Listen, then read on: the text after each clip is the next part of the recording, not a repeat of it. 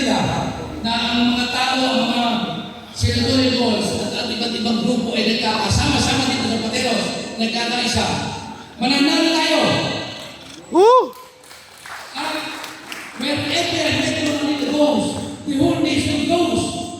Pagkatapos nito, magsasalita lang pagkatapos natin ng picture taking, ang ating kasama si Congresswoman Lisa Masa ay magbibigay din ng maikling pananalitaan siya ay meron pupuntahan.